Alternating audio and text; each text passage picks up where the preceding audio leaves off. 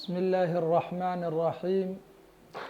الحمد لله رب العالمين، والصلاة والسلام على أشرف الأنبياء والمرسلين سيدنا محمد سيد الأولين والآخرين، ومن دعا بدعوته وهدى بهديه إلى يوم الدين. أما بعد، فيقول الله تبارك وتعالى في كتابه العزيز وهو أصدق القائلين: قد أفلح من تزكى وذكر اسم ربه فصلى. صدق الله العظيم. halkan waxaan iskaga soo jeedinaynaa muxaadaro diini ah oo ku saabsan zakaatulfidri, maadaama aan ku jirno bishii barakaysneed awaakhirteedii aan ku jirno. zakaatulfidriguna ay tahay waxyaalaha bishaan ku saabsan oo in la guto la doonayo, maadaama ay tahay halkan muxaadaro zakadaas ku saabsan ayaan iskaga soo jeedi doonaa. dhowr daraf ayaan ka eegi doonaa in shaa allahu tacaala. daraf wuxuu noqon doonaa zakaatulfidri, lafdigaas iskorsan waxa uu yahay, xigmadda loo jideeyey, xukunkeeda waxa weeye.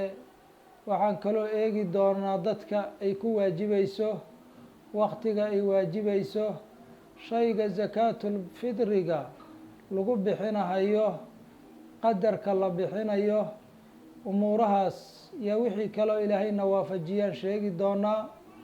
zakaatulfidri marka la yiraahdo, lafdiga zakaatulfidri waa lafdi muwalad ah, oon carabina ahayn, mucrabna ahayn, isticmaalu lfuqahaa iyo isdilaaxooda ku yimid. marka laba idlaaq buu leeyahay. mar zakaatulfidri waxaa loo isticmaalaa alkhilqa, zakaatulfidrati abuurista zakadeedii waa alkhilqati, waa zaka ku waajibaysa cala alkhilqa, abuurista, taskiyatan linnafsi wa tanmiyatan licamalihaa. zakaatulfidri markii alkhilqa la yiraahdo, khilqada bini aadamka ayay ku waajibaysaa, fidrat allahi alatii calayha. fidradaas waa markii fidra la yiraahdo alkhilqa, markii la yiraahdo waxay ku waajibaysaa nafta, taskiyo iyo tanmiyo, camalka la barbaarinahayo. waxaa kaloo lagu idlaaqay zakaatulfidri markaas oo bimacnaa khilqa la yiraahdo, idaafadeedu waxay noqonaysaa idaafa bimacnaa laam. waa zakaatun lilfidrati, waa zaka u sugnaatay khilqada ku waajibtay, oo nafta lagu dahirayo, camalkana lagu kobcinayo oo lagu siyaadinayo. idlaaqa labaad wuxuu noqonayaa zakaatulfidriga waxa weeye, waxaa la yidhah maa yukhraju min albadan, badanka wixii laga bixiyo ayaa la yidhaahdaa. fuqahadana sidaas u yaqaana zakaatulfidriga, oo wixii badanka laga baxsho ayaa la yidhaahdaa. idaafadaasu marka waxay noqonaysaa idaafa bayaaniya. waa zakaatun hiya alfidra, waa zako oo fidradii ah. marka intaas haddaan taxliilu lafdiga uga gudubno, xigmadda loo jideeyey zakaatulfidriga waxa weeye, ilaahay subxaanahu watacaala ayaddii xataa hadda aan ku furfurtay khudbadayda, ilaahay wuxuu nagu dareensiinayaa zakaatulfidrigu faa'iidada ay leedahay iyo qofka guta. qad aflaxa man tazakaa buu yihi ilaahay, waxaa liibaanay qofkii isdahiray biikhraaji zakaat, zakada bixinteeda qofkii isku dahiray, watabaacada can iladnaas, wasaqyaalkana ka fogaaday, wadakara sma rabbihi fasallaa, ilaahay magaciisana xusay, oo kibaaraadkii ciidda la yimid, markaasna salaadii ciidda tukaday. sidaas aayaddaas imaam ibnu khuseyma xadiid uu soo saarayo ayaa waxa weeye, waxaa lagu wariyey in nabiga la weydiiyey calayhi salaatu wasalaam aayaddan, uu yihi nabigu zakaatulfidrigay ku soo degtay. marka waa dahirid inay tahay, ayaa ilaahay qowlkiisas ka qaadanaynaa. imaamkii weynaay wakiic bin اljaraax wuxuu leeyahay zakaatu اlfidri liramadaan ka sajdati sahwi lisalaat tujbiru naqsa sawm kamaa yujbiru naqsa salaat. zakaatu lfidrigu ramadaanka waxay uga dhigan tahay sujuudu sahwigu salaada sida ay uga dhigan tahay, oo sujuudu sahwigu waxay kabaysaa nuqsaanta salaaday kabaysaa. oo qofkii haddii salaadii uu ku sahwiyo oo uu is yidhaahdo rugnigan ma la timid mase lama aadan imaan, waxaa laasimka inuu rugnigii la yimaado. hadhow markuu salaada u dhammaato salaamo naqsi maana wax kale aysan u harsanayna oo inta niyeysto 2 ragcoo sujuudu sahwiya uu la yimaado. sujuuddaasu marka waxay ka salaadii haddii ziyaada jirto oo rugnigaanu ziyaado u ahay, ziyaadadii ayay qalalkii uu keeni lahay bay baabi'inaysaa. haddii waxa weeye aan ziyaadi jirinna taradudkii iyo bambixii shaydaanku salaada usoo banbaxay nuqsaantay keeni lahayd bay meesha ka saaraysaa. marka zakaatulfitriguna waa sidaas oo kaleo waxa weeye waxay samaynaysaa nuqsaantii gashay salaada soomka ayay saaraysaa. sida xadiidkii cabdullahi bin cabaas uu wariyey uu nabigu ku tilmaamay calayhi الsalaatu wassalaam, farada rasuulu llahi zakaata alfidri duhratan lisaa'imi min allagwi wاlrafath wa ducmata lilmasaakiin buu yihi. ilaahay rasuulkiisu wuxuu farad yeelay uu waajibiyey zakaatulfidri buu waajibiyey ayadoo ah qofka saa'imkaa dahirid u ah min arafath wax alla wixii xumaana iyo walaqwi hadalka laqwiga iyo rafadka ayay waxa weeye ka dahiraysaa zakaatulfidrigu. qofku markuu sooman yahay waxaa la doonayaa inuu jawaarixda oo dhan ka soomo, wixii marka xumaanahoo ka yimid ayaa zakadaasu ka dahiraysaa. marka xigmadii waxay noqotay waxa weeye dahirid soomkii zakadu ay dahirayso. sidaas oo kale waxaa soo arooray in qofka soomkiisu mucallaq uu yahay ardada iyo samada dhexdeeda uu ku xiran yahay ilaa zakaatulfidriga uu ka guto. ilaa zakaatulfidriga uu ka guto halkaasuu mucallaq ku yahay uu ku xiran yahay. markii zaka oo ajar weyn laga siin maayo ilaa aslu thawaab ha iska jiro, laakiin ajarkii oo dhammaystiran iyo camalkii oo rafcigiisii taam yahay heli maayo ilaa zakaatulfidriga uu ka guto. marka xikamtii waxay noqotay jabran lisawm, soomka ayay kabaysaa. zakaatulfidrigu marka xukunkeedu wuxuu noqonayaa waajib, sida xadiidkan cabdullaahi bin cabaas hadda aan ka qaadano farada rasuulu llahi zakaata alfidri aan ka qaadanayno. maxaa yeelay ilaahay rasuulkiisaa farad yeelay. nabigu waa shaaric majaaziya calayhi الsalaatu wassalaam, shaarica xaqiiqiga ah, ifraadka tafriidka xaqiiqiga ah axadka iskale ilaahay weeye. nabiguna waa waasidadii khalqiga iyo ilaahay u dhexeeyey subxaanahu wa tacaala. xadiidkii cabdullahi bin cumar uu warinayey farada rasuulu llahi zakaata alfidri saacan min tamrin aw saacan min shaciirin waxa weeye ilى akhiri اxadiid. rasuulka ilaahay wuxuu farad yeelay zakaatulfidriga, wuxuu farad yeelay saac oo tamar ah, saac shaciir ah, waxa weeye waxyaalo badan ah xadiidkaas ku xusan. waxaa lagu farad yeelana waa dadka muslimiinta ah. isla xadiidka naftiisa waxaa ku jira waxa weeye qofka xorkaa ayaa lagu farad yeelay, dakar iyo unho ayaa lagu farad yeelay. marka xadiidkaas iyo kii abi saciid naftiisa iyo midkan cabdullaahi bin cabaas waxa dhan markii la isku geeyo waxaa laga qaadanayaa in zakaatulfidrigu ay waajib tahay, inay waajib tahay oo qofkii ka tagaa shay waajiba qof ka tagay uu yahay ayuu noqonahayaa. weliba qof soomkiisii meel dhexa ka laalaado ousan waxa weeye soomkiisii kor noqon ayuu noqonayaa. shay waajibana ka tegiddiisu xaaraam weeye, la imaashihiisana ajar baa laga helahayaa. marka zakaatulfidriga xukunkeeduna sidaasuu noqonayaa. dadka lagu yeelanayana waa dadkaas nabigu xadiidka ku sheegay calayhi الsalaatu wassalaam, oo waxa weeye waa dadka muslimiinta ah. gaalada aslu wujuubu zakaat gaalada laguma lahaa. gaalka waxa weeye asaga naftiisa inuu ka bixiyo laguma lahaa, laakiin dad uu nafaqeeyo hadday jiraan oo nafaqadoodu ku waajibtay zakadii markaas wuu ka bixinaya. maxaa yeeley hadda zakadu waxaysa isaga naftiisa gaalka uga waajibaynin. zakadu hadda waxaan soo marnay inay tahay tadhiir, dahirid inay tahay. gaalna haddee dahirid uma suubado, hadda wax gaalnimo ka weyn oo la iska dahiri lahay ma jiraan. gaalnimadana waxaa la iskaga dahiraa qofka inuu diinka islaamka soo galo, shahaadateynka ayaa la iskaga dahiraa. marka dadkaas ayay ku waajibaysaa. qofka marka waxay ku waajibaysaa zakadu waa dadkaas muslimiinta ah, nin dhadig iyo lab intaba way ku waajibaysaa. marka zakaatulfidrigu waxay raacdaa nafaqada qofka naftiisa iyo wax alla wixii uu nafaqeeyo ayaa zakaatulfidriga lagu yeelanaya. zakaatulfidri nafaqada ayay raacaysaa. adiga iyo wax alla wixii inaad nafaqayda ay waajib kugu tahay ayaa zakaatulfidrigii lagu yeelanaya, ayay ku waajibaysaa inaad ka bixido. laba masalo laga soo reeba way jiraan, dad nafaqadoodu waajibayso zakaatulfidriguna aysa lahayn, aan lagu lahayn. sida hadda addoonka oo kale, hadduu haween leeyahay, addoonku haweentaas inuu nafaqeeya waajib bay ku tahay, laakiin zakaatulfidrigi inuu ka bixiyo laguma laha. maxaa yeeley isaguba iska bixin maya, sayidkiisaa lagu leeyahay.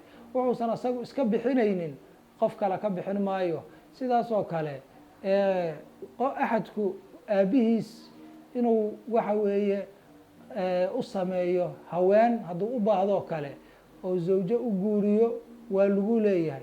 zawjadaas inuu biilona oo u nafaqeeyona waa lagu leeyahay. zawjadaas marka zakaatulfidrigeedu ku waajibi mayso, laakiin nafaqadu waa ku waajibaysaa. marka nafaqadu waxay ku waajibtaa saddex dhinac ayay ka waajibtaa: qaraabanimada iyo milkiga iyo nikaaxa. saddexdaas daraf ayaa zakaatulfidrigu ka waajibtaa. qaraabanimadu waxa weeye waa waalidka iyo weladka, labadii isdhashoo kale. waalidku weladkii uu dhalay oon qaangaarin zakaatulfidrigiisii waajib bay ku noqonaysaa. haddii weladkii saqiirka ilmo xoolo leeyahay, xoolihiisa zakaatulfidrigii lagu bixinayaa. haddii waalidka uga tabaruco usan waxba ka rabinna wuu heli karaa. hadduu inta ka baxsho ou niyeysanyahin xoolihiisa ka gudana wuu heli karaa. waalidkuna awlaaduna waalidkii inay nafaqeeyaan lagu lahay, zakaatulfidrigii inay ka bixiyaan waajib bay ku noqonaysaa. milkiyadda midda ah sayidku addoomanka uu leeyahay inuu zakaatulfidrigii ka bixiyaa ayaduna waajib bay noqonaysaa. midda oo nikaaxa ah, qofku waxa weeye haweenta uu qabo ama haweenta uu qabo oo cismadiisa ku sugan inuu zakaatulfidrigii ka bixiya waajib bay ku noqonaysaa. inuu zakaatulfidrigii ka bixiya waajib bay ku noqonaysaa. midii uu furay hadduu ku furay dalaaq rajciye ah, haddii uu ku furay intaan qoraxdu dhicin ka horna ciddadeedii aysan go-in, ayaduna zakaatulfidrigi waa waajibaysaa. furiinku hadduu yahay rajci, macnaa dalqadii saddexda ayuu ku qabay ayuusan dhamaystirin, hal ama labuu ku furay, inta qorada dhicin ka horna markii zakadu waajibaysaa, intaan la gaarinna waxa weeye ciddadii ma dhammaanin, gabadhaas rajciyada iyadana zakaatulfidrigeedi waa maxaa yeelay nafaqadeedu waa waajibaysaa. ilaa 5 shay ayay zawjada kala mid tahay. hadduu haweentii furay dalaaqeediina dhamaystiray oo saddexdii oo kale u dhamaystiray, waxa weeye waa la kala qaadayaa. hadday xaamilo tahay oy uur leedahay, nafaqadeedu waa waajibaysaa. haddii nafaqadeedu waajibtana zakaatulfidrigi waa waajibaysaa. laakiin haddaysan xaamilo ahayn, aysan uur lahayn, nafaqo kuma laha, zakaatulfidrigiina kuma laha, ma ku yeelanayso. midda guurkana nikaax xaggiisana sidaasay noqonaysaa. marka zakaatulfidri marka la yidhaahdo waxay waajibaysaa qofkii laba sabab laga helay ayay waajibaysaa, oo laba shay kulansaday. bishaan ramadaan la yidhaahdo aakhirkeeda iyo bisha soonfur shawaal iyo soonfur loo yaqaano, qofkii labada isku kulansaday ayaa zakaatulfidrigu ka waajibaysa. labada sababaa waajibida. marka zakaatulfidri marka la leeyahay labadii sabab mid kamida oo loo idaafeeyey ayay noqonaysaa. labadii sabab mid kamid oo loo idaafeeye waay. marka qofkii labadii aan laga helin, intaan ramadaankii dhammaan buu dhintay, intaan ramadaankii dhammaan galabtii ramadaan u dambeey inta qoraxdu dhicin buu dhintay, zakaatulfidrigii qofkaas laguma laha. qofkii nafaqadiisu ku waajibtay inuu ka baxsha laguma laha. waxaa la mid a markii ramadaankii dhammaaday kabacdi ilmagii dhasha, haweenta uu soo guursado nafaqadeeda laguma laha. waa inuu qofku labadaas jus laga helo waay. qofka zakaatulfitriga lagu leeyahana asaga iyo dadka uu nafaqeeyana waa qofkii heli kara waxa weeye habeenka ciidda iyo waxa weeye maalinteeda qofkii heli kara asaga iyo dadka uu nafaqeeyo wax nafaqadooda ka dheeraad ah, deegaanka ay degan yihiin, waxay cuni lahaayeen, dharka, waxaasoo dhan markii laga jaro wax ka dheeraada qofkay usoo xasilaan, qofkaas sidaasoo kale haweentii haddii khaadun loo sameeyo kale oo haween shaqaalo ay leedahay, shaqaalahaas isaga oo u keenoo kale ama shaqaalahaas ay tahay addoono isagu leeyahy ama iyadu ay leedahay, iyaduna zakaatulfitrigeedii waa waajib waa laga bixinahayaa. marka qofkaas ayay ku waajibaysaa intaas ka dheeraadka heli kara waay. maalan haddii haddana waxaan nidhi haweenta ninka qaba ayaa zakaatulfitrigii lagu leeyahay, haddii ninkii faqiiro oo wuxuu wax ku baxsho waayo zakaatulfitrigii waa dhacaysa. marka zakaatulfitriga waxa weeye qadarka haween qofka waxaan ku jirnay nafaqadiisu way waajibaysaa zakada zakaatulfitriga. qofkii nafaqadiisu ku waajiba zakadana lagu yeelanayaa. ilmagii maalan aan aabba lahayn hooyo kaliya leh hooyada lagu yeelanaya nafaqadii zakaatulfitrigina ayada ka bixinaysa.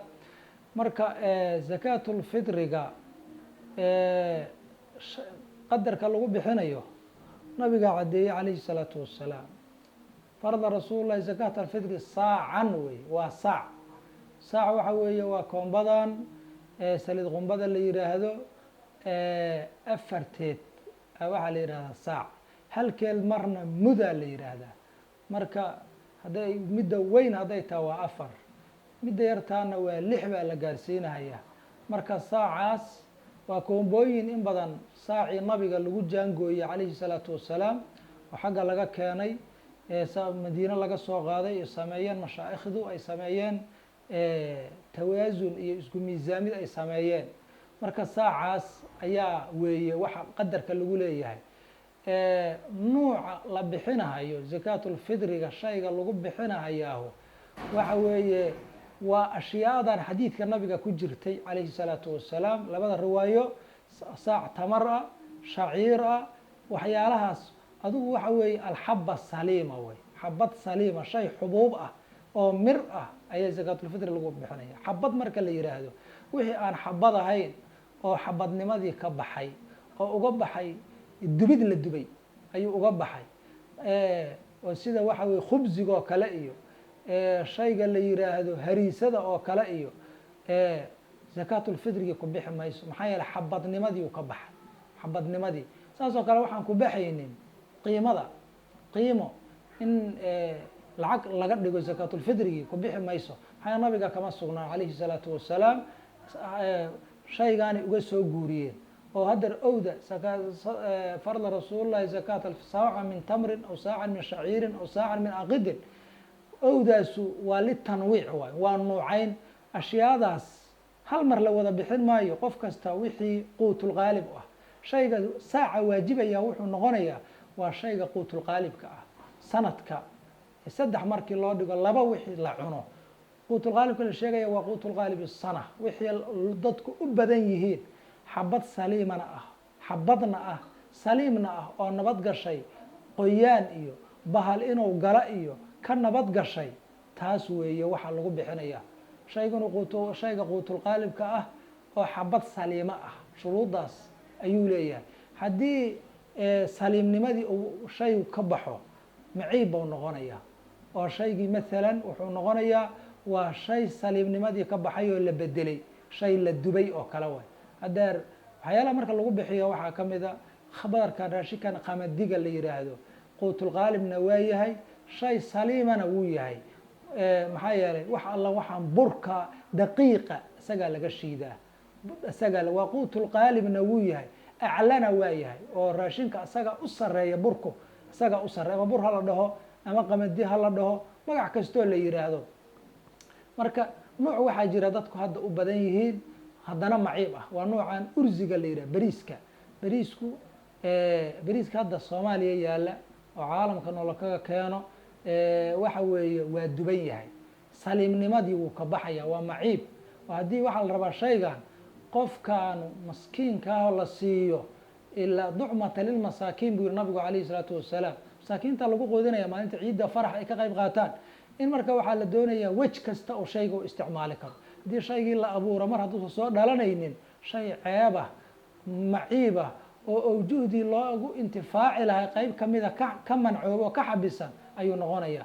dee cibaadadana wixii war ku jiro in laga dheeraado, dacmaa yariibuka ilaa maa laa yariibuka lehi nabigu calayhi salaatu wasalaam. ayadana midaas nuucaasa lagu bixinahayaa zakaatulfidriga, ayadaa lagu bixinahayaa xabadaas saliimada ah oo quutulqaalibka ah, raashinka qamadiga, sareenta, midkaas oo meel kasta laga cuno. maxaa yeelay xaafad aan daqiiqu oolin lama arko, daqiiqana isagaa laga shiidaa oo laga sameeyaa. quutulqaalib iyo cale ayuu isku darsaday. waktiga zakaatulfidriga la bixinahayo awqaaday dhowra bay leedahay, ilaa 5 qaybood wakti ayay leedahay. waktiga ugu fadliga badan xadiidkii hadeer ibnu cabaas uu warinaya nabiga calayhi salaatu wasalaam, qofkii zakaatulfidriga bixiya qabla salaat fahiya zakaatu maqbuul uu yihi nabigu, waa zaka la aqbalay, ilahay xaggiisa laga aqbalay. oo macnaa wakti fadli badan ay kusoo aaday. waktiga fadliga badano, waktiga fadligaahu intaan salaada ciidda loo bixin in zakaatulfidrigii layska soo bixiyo, sidaasa fiican. saas daraaddeed salaada ciidda dib loo dhigaa, ciidulfidriga. ciiduladxada ayada waa la dedejiyaa oo udxiyadii baa ka dambeyda. waktiga marka wakti wujuubka, marka qoraxdu dhacdo, galabta ramadaan u dambeyda marka qoraxdu dhacdo, markaasay waajibaysaa. waktu jawaaz ay leedahay, waktu jawaaz. bisha ramadaan o dhan waa lasii bixi karaa, bisha ramadaan oo dhan. maxaa yeele 2 sabab ay leedahay. labadaas sabab mid haddii la helo midka kale waa laga sii dedeji karaa.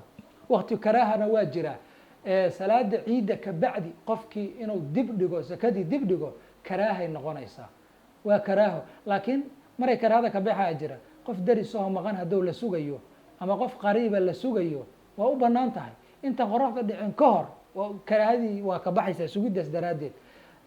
markii qoraxdu dhacda kabacdi hadduu gaarsiiyana taxriim bay u gudbaysaa, xaaraanay noqonaysaa. marka qadaheedaa ku waajibaya isagoo heli kara qofkii. marka waxyaalaha zakaatulfidrigu hal inaan ka dadaalno ayaan isku boorinaynaa.